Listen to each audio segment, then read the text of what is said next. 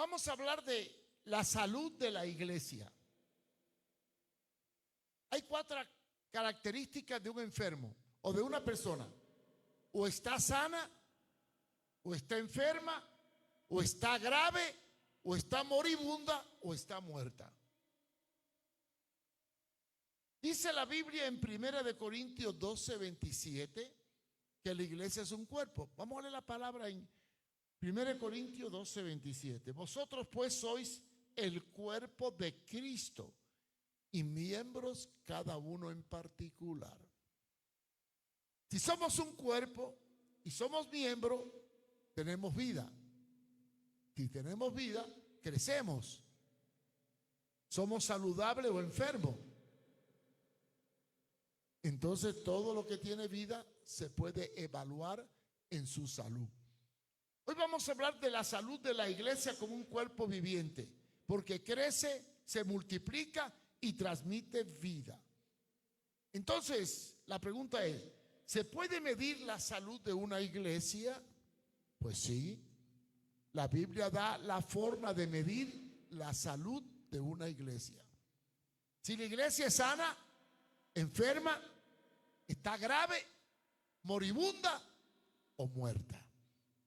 Vamos a hablar de la iglesia sana. La iglesia sana practica la BOA. B-O-A. ¿Qué significa B-O-A?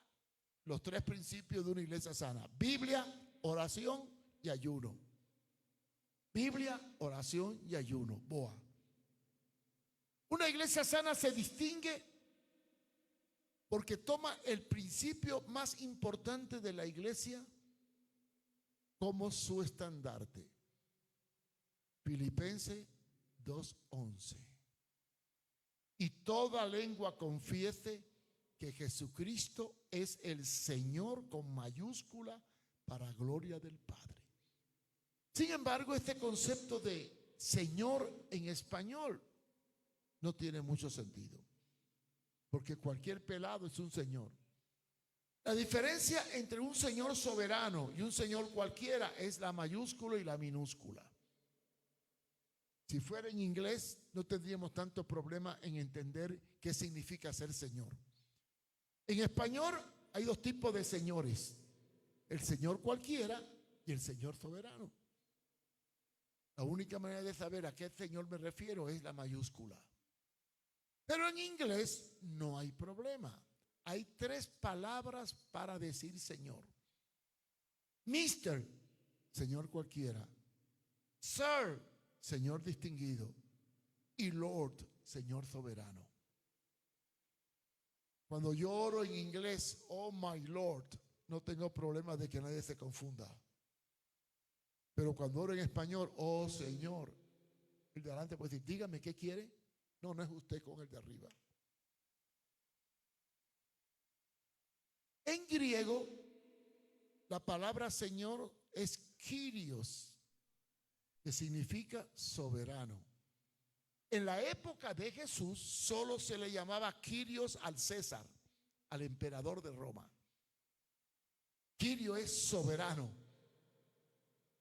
¿Por qué Nerón y los emperadores persiguieron a la iglesia?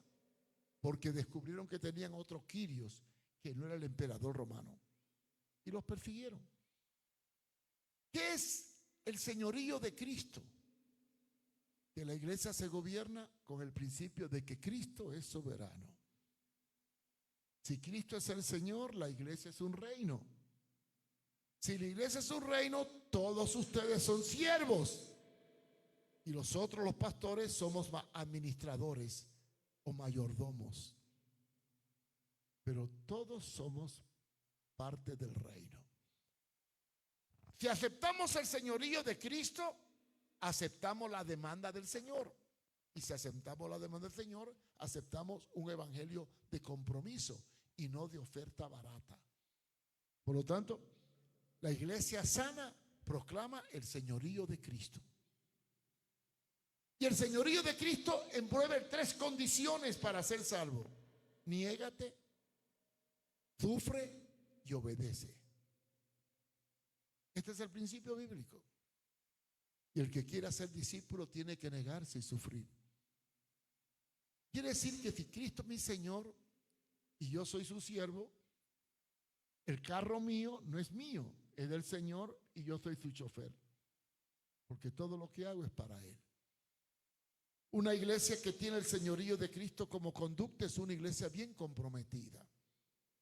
La segunda característica de la iglesia sana es que hace discípulos y no creyentes. ¿Qué es hacer discípulo? Mateo 28, 19.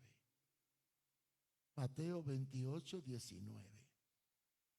Por tanto, id y haced discípulos. Fíjense bien, haced discípulos, haced. El verbo haced envuelve hacer, dar forma, crear algo que no es. Antonio, hazme una mesa.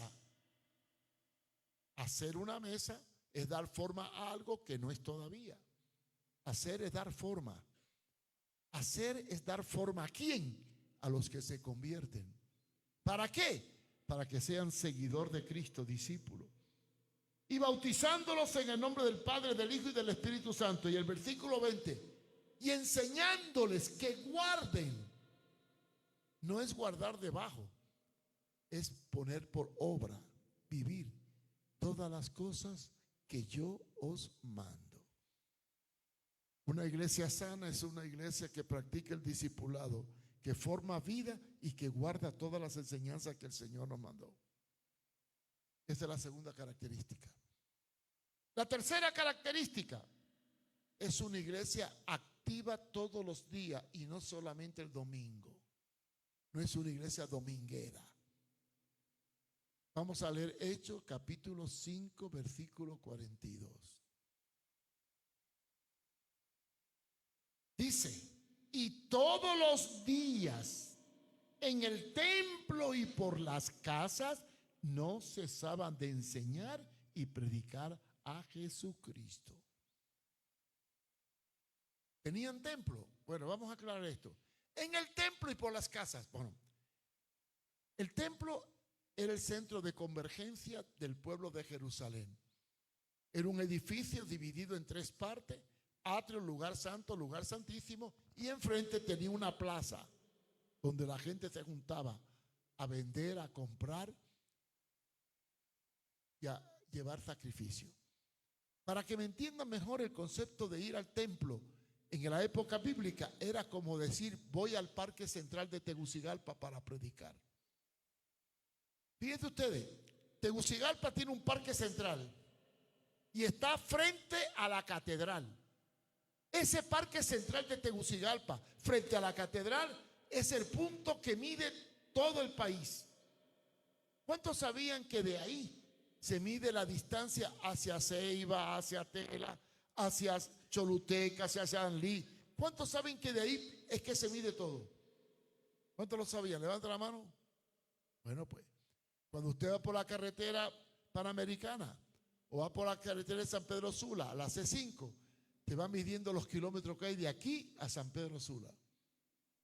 Y cuando viene para atrás, lo va deduciendo. ¿Cuál es el kilómetro cero? El Parque Central. El Parque Central se mide todos los puntos cardinales de Honduras. Lo mismo ocurre en España, en Noruega. El centro, el Parque Central o la Plaza Central es el punto de partida para todo. Cuando aquí habla de que en el templo, no es que iban a un templo cristiano a orar, porque no tenían templo. Iban al templo de Salomón y afuera, en el patio grande, proclamaban a Jesucristo. Quiere decir que predicaban en las calles, en las plazas. Cuando se convertían, los llevaban a sus casas, los doctrinaban, los enseñaban, los bautizaban y después los llevaban a la reunión general. No podían ir a la reunión general si primero no pasaban por las casas. ¿Y por qué razón? La iglesia era nómada. La palabra nómada significa no tenía un lugar fijo. Cuando se reunían el primer día de la semana para compartir con los discípulos, con los apóstoles, lo hacían en lugares secretos. No tenían un lugar fijo de operación. Se habla de catacumba, se habla de casas escondidas, de bosques, de cuevas, donde se reunían. Y claro, ¿por qué razón no podía entrar ningún inconverso a ese culto o persona que lo visitara? Por dos razones históricas. Uno, eran perseguidos por los judíos fanáticos. Entre ellos estaba Saulo. Y dos, eran perseguidos por el Imperio Romano. Entonces, la iglesia por 300 años vivió escondiéndose y creciendo en las casas. Una iglesia sana trabaja por las plazas y por las casas. Y cuando se reúne, vienen los hermanos ya entrenados y preparados por un discipulado hogareño para partir o participar de la comunión de los santos. Y la cuarta característica de una iglesia sana es que una iglesia sana crece y se multiplica. Bueno, vamos a ver. Si somos un cuerpo y nacemos de nuevo, tenemos que crecer, ¿sí o no? La evidencia del crecimiento está en la multiplicación. Quien no se multiplica es estéril. ¿De qué depende el crecimiento de la iglesia? ¿De que venga un predicador a hacer evangelismo y ustedes inviten a los pecadores para que él los convierta? No. El crecimiento de la iglesia depende de que cada uno de ustedes gane a otro para Cristo y lo disipule y lo lleve a su casa. Es el crecimiento cuantitativo. Cada uno produciendo vida. Porque quien tiene vida, da vida. Los muertos no pueden dar vida. Los estériles no pueden dar vida. Los que tienen vida, transmiten vida. Y ese es el secreto de la iglesia. Crecía y se multiplicaba. No tenían Biblia, no tenían equipo de sonido, no tenían nada de lo que tenemos nosotros, pero crecían más que nosotros. En medio de la persecución, en medio del peligro, en medio de la acechanza continua de los judíos, en medio de el dominio de un imperio extranjero, crecían y crecían. Y llegó a ser tan fuerte que tuvo un emperador que aliarse con ellos para poder tomar el poder de Roma, y después los alineó y los adoptó como la iglesia oficial del Estado. Así que la iglesia sana es una iglesia que tiene a Jesús como Señor, como Kyrios, una iglesia que hace discípulos por las plazas y las calles, una iglesia que está activa todo el día, todos los días, y una iglesia que crece y se multiplica, además de que ora, ayuna y lee la Biblia.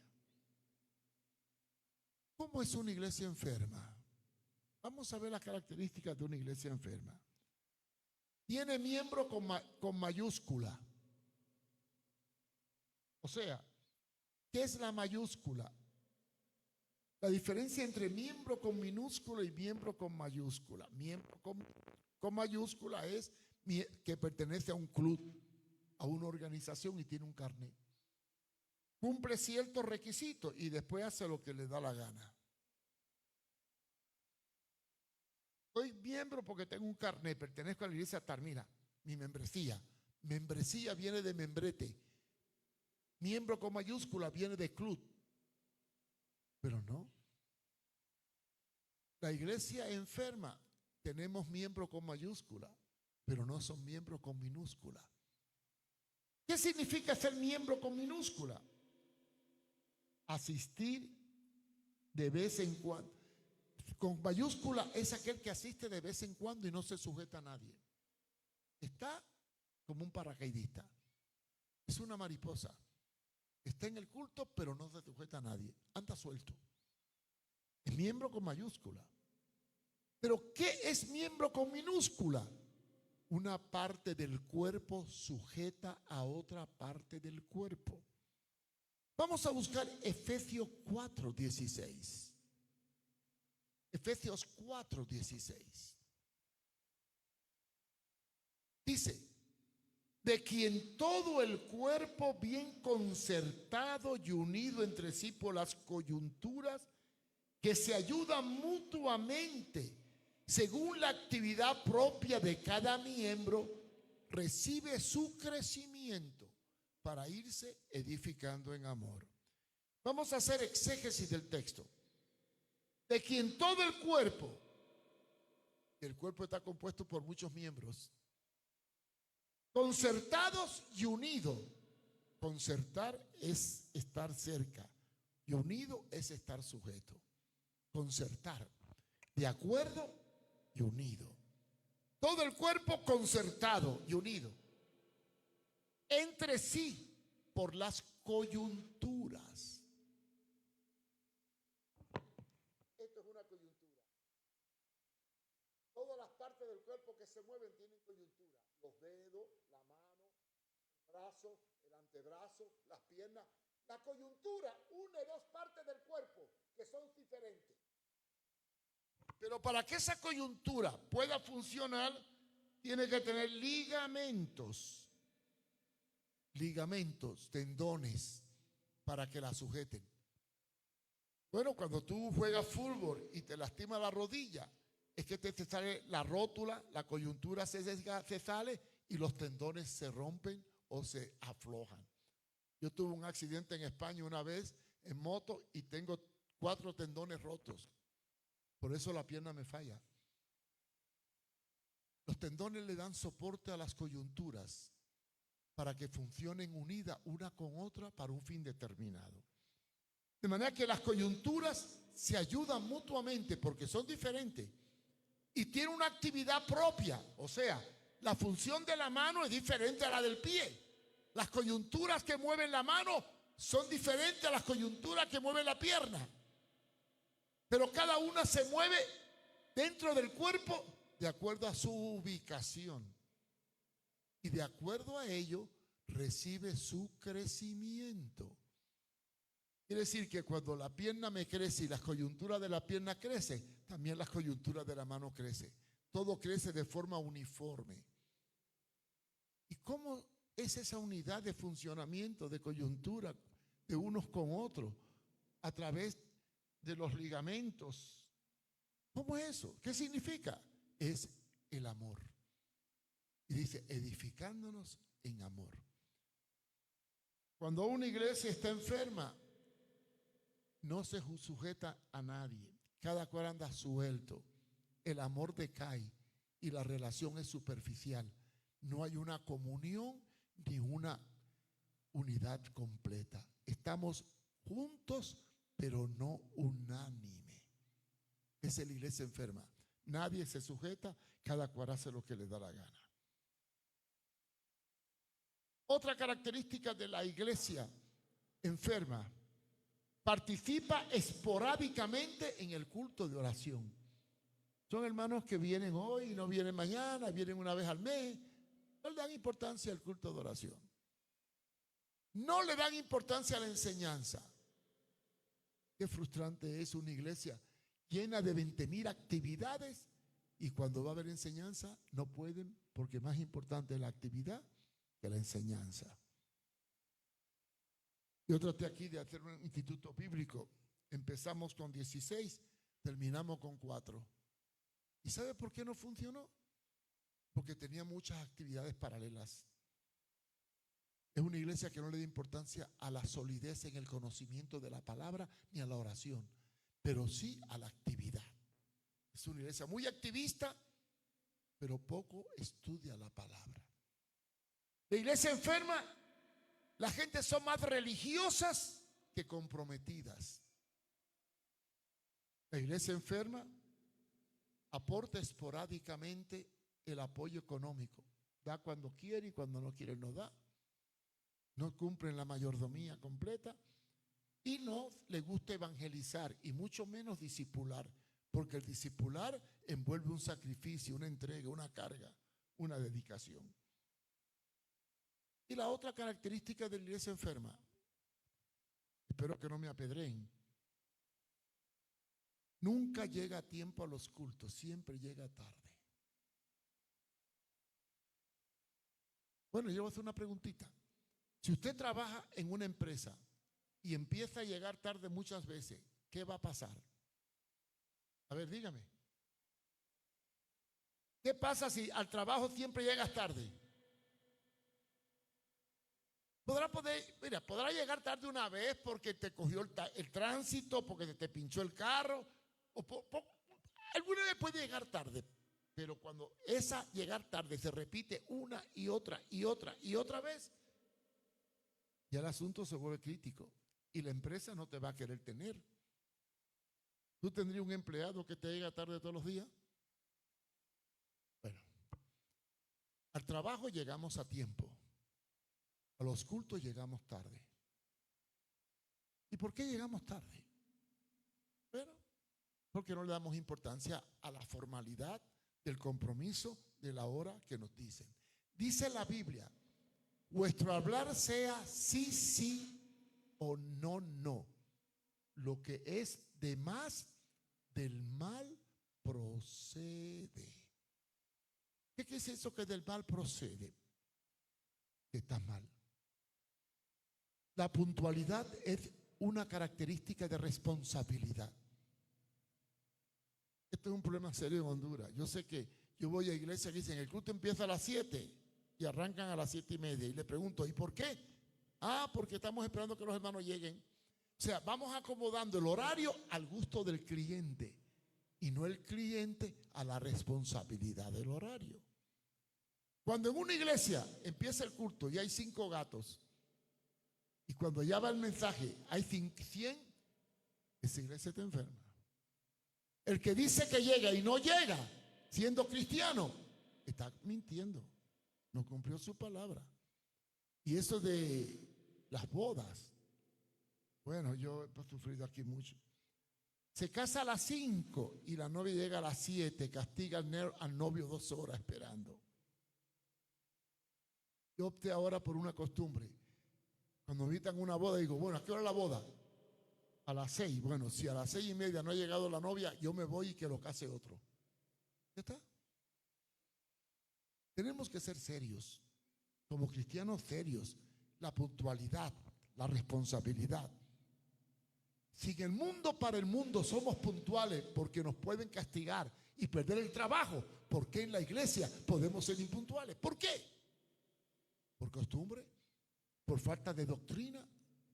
¿O porque somos flojos? Una iglesia enferma es una iglesia impuntual.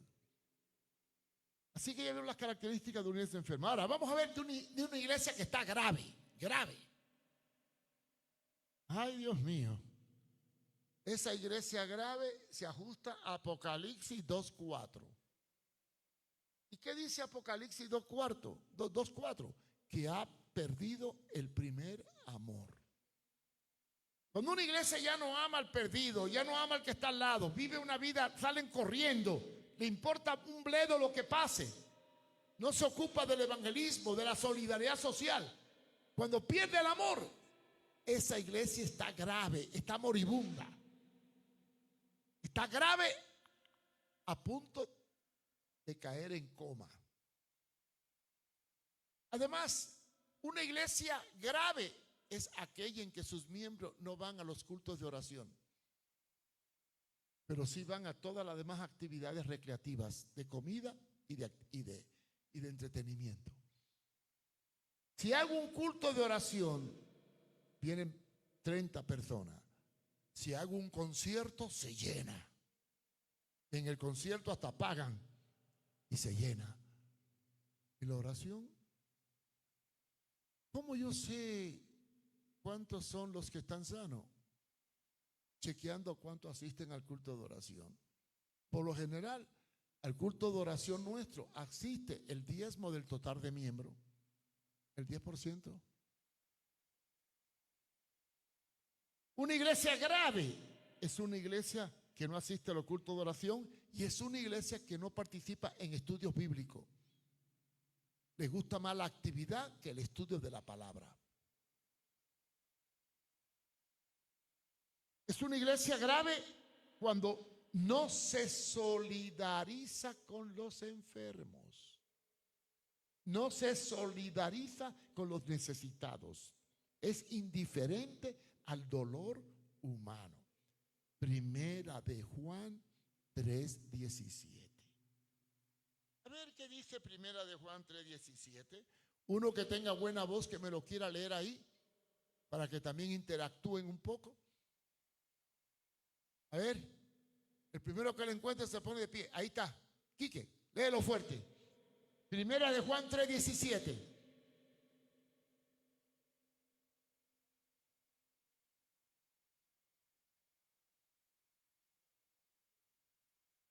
Ahí está. Una iglesia que no siente compasión del necesitado. ¿Cómo muere el amor de Dios en una persona que viendo a un hermano tener necesidad, no comparte lo que tiene con él? Lo deja caído, hambriento. Es una iglesia grave. Ahora vamos a la iglesia moribunda. Ya vieron, váyanse ubicando en qué iglesia están ustedes. La moribunda no vive lo que predica. Le entra por aquí y le sale por aquí.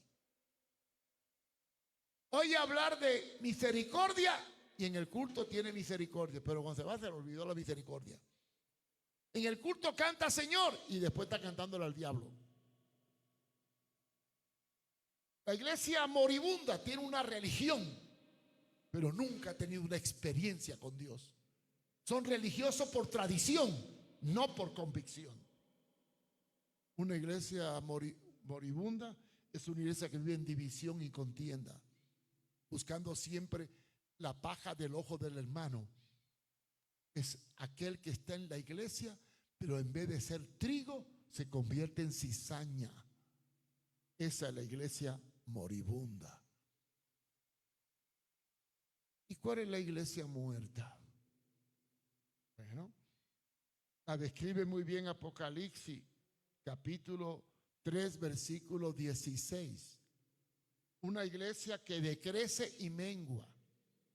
Una iglesia que no se define doctrinalmente, que juega al gato y al ratón, que hoy está con el diablo y mañana con el Señor, que se mete en política, que se vende, que adopta las costumbres del mundo, los esquemas del mundo, las modas del mundo y vive para el mundo más que para Dios. Se llama la iglesia indefinida. Y esa iglesia muerta, indefinida, es la que Dios vomita de su boca. ¿Y por qué la vomita? Porque no es ni fría ni caliente. Se va para donde mejor le convenga. Se vende, se adapta, acepta el pecado como estilo de vida.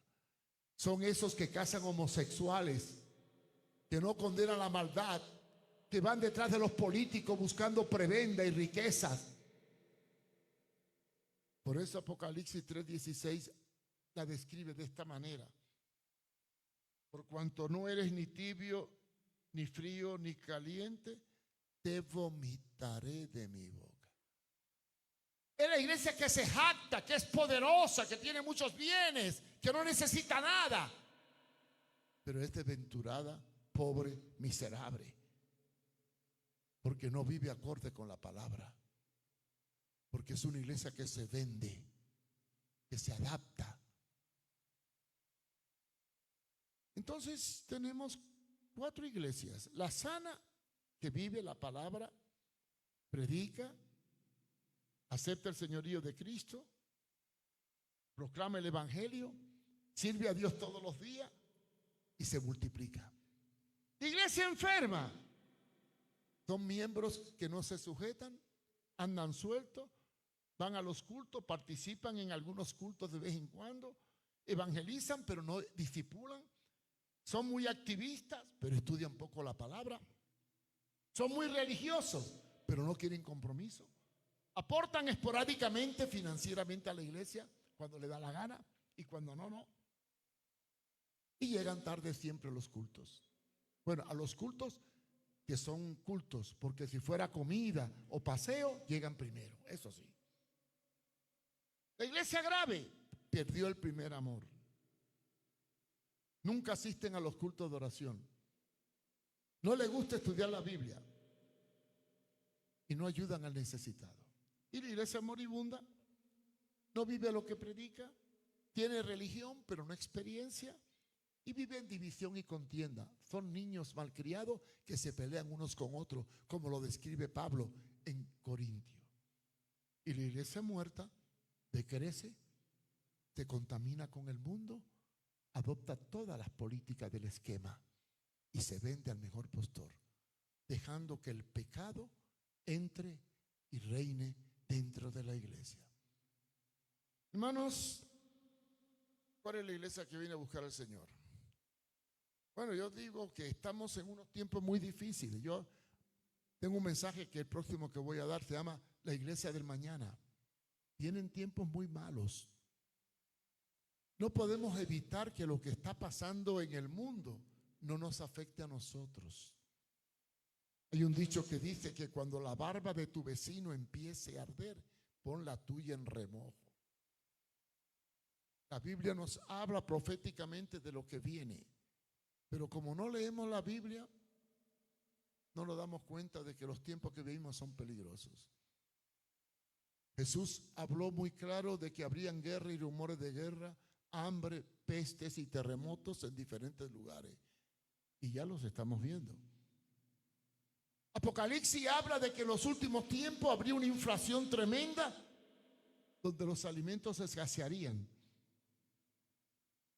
y la comida costaría. Por ejemplo, el trigo, que equivale al frijol en la dieta mediterránea, va a costar el equivalente a un día de trabajo, inflación. En el versículo 8 nos habla de un caballo amarillo que tiene el poder de matar a la cuarta parte de la población mundial. Con espada, que significa guerra, pestes, que significa epidemia, y hambruna. Y serán tantos los muertos que no podrán enterrarlo y se lo comerán las bestias del campo. Esto ya lo estamos viendo. El mundo es un polvorín. La guerra de Israel y Hamás es el preámbulo de lo que viene. La guerra entre Ucrania y Rusia es el preámbulo de lo que viene. La Agenda 2030 es el preámbulo de lo que viene. No sé si leyeron un artículo mío ayer en la tribuna.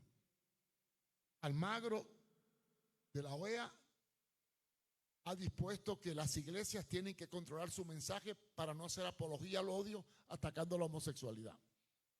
Ya se está alineando con la Agenda 2030. Están proponiendo a través de los derechos humanos una nueva orden que dice que no se puede predicar o atentar contra el derecho de la diversidad sexual. Y el que lo haga debe ser sancionado.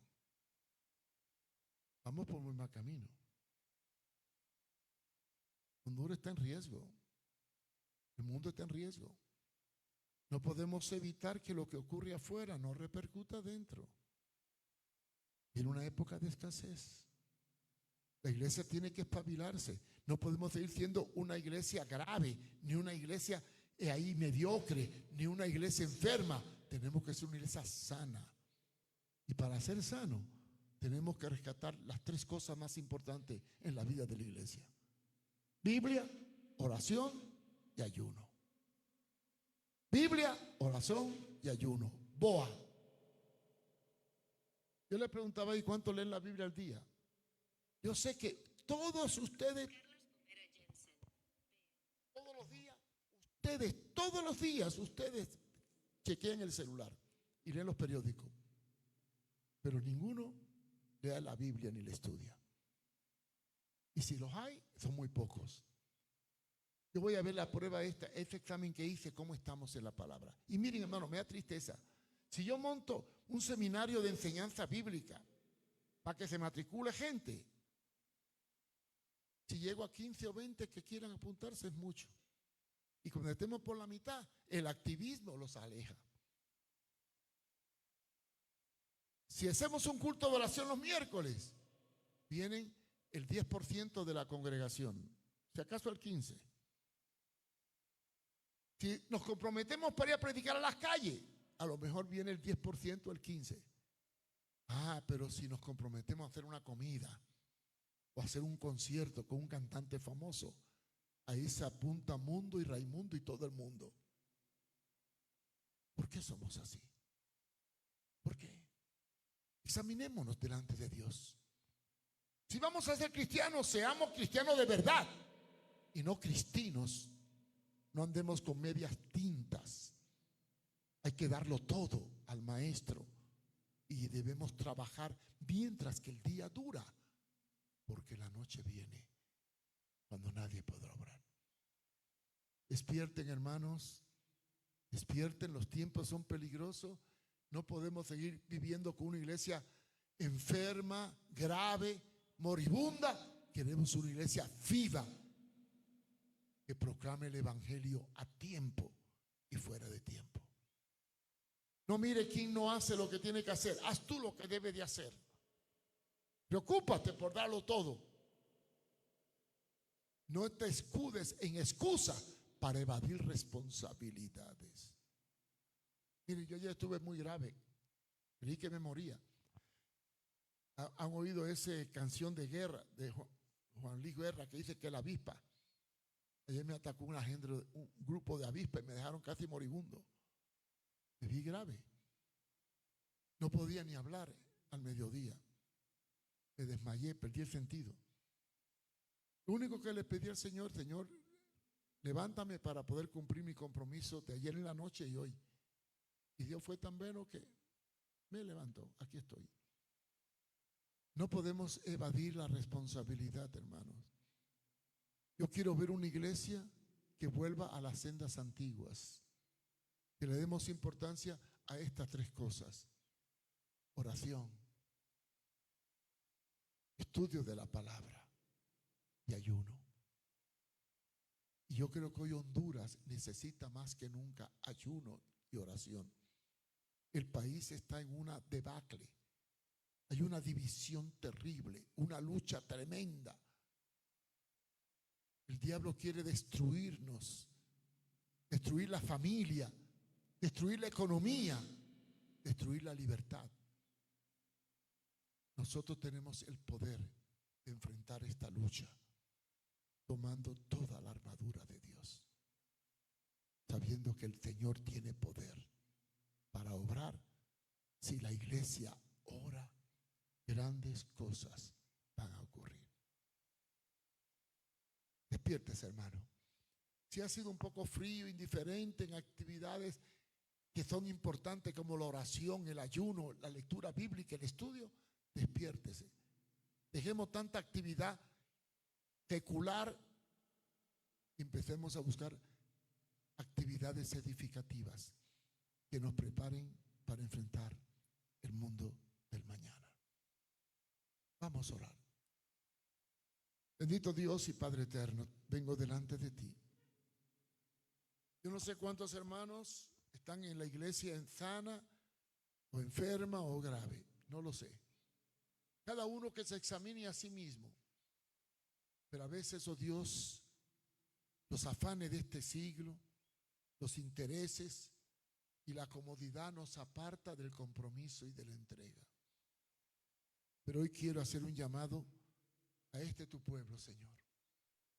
Que despertemos y entendamos que vivimos tiempos muy difíciles y peligrosos. Y que retomemos, oh Dios, los principios bíblicos de una iglesia sana. Que estemos dispuestos de asistir a los cultos de oración. A buscar leer más la palabra y estudiar más. A buscar la forma de ayunar por las necesidades de un país que cada vez se divide más en una lucha de poder. Ayúdanos, Señor, a entender que nuestros hijos están en peligro de ser captados y arrebatados por las influencias diabólicas. Ayúdanos, oh Dios, a ser responsables, puntuales, fieles. Que no solo digamos Señor, Señor, sino que estemos dispuestos a hacer la voluntad del Padre que está en los cielos. Gracias, Padre. Yo quiero en este momento, con la cabeza inclinada, si un hermano siente que Dios le ha hablado y reconoce que los afanes de este siglo lo han enfriado un poquito y ha descuidado algunas cosas, yo creo que nunca es tarde para reconsiderar si hemos fallado, si el mundo nos ha enfermado un poco y nos hemos apartado del compromiso. Yo quiero orar por aquellos hermanos que sientan que Dios le ha hablado hoy afianzarse más en la oración, en la Biblia y en el ayuno. Aquellos que sientan que Dios les ha hablado esta mañana, póngase de pie. ¿Te ha fallado? Reconócelo. Y Señor, aquí estoy. Me ha aflojado un poco, pero aquí estoy. Aquí vengo a decirte, Señor, yo necesito volver a esa pasión, a esa entrega, a ese compromiso. No solamente el domingo, todos los días. Hacer todo lo que me venga a las manos para hacer para ti, mientras que puedo. Ayúdame, Señor, a salir de la tibieza y definirme y entregarme y comprometerme a ser discípulos, a orar más, a leer más la palabra, Señor, a participar de todo aquello que sea de edificación para mi vida. Ayúdame, Señor. Padre, yo quiero pedirte por las vidas que se han puesto de pie. Reconocemos que a veces nos hemos enfriado, a veces nos hemos descuidado, no le hemos dado importancia a las cosas vitales y solo buscamos las cosas superficiales.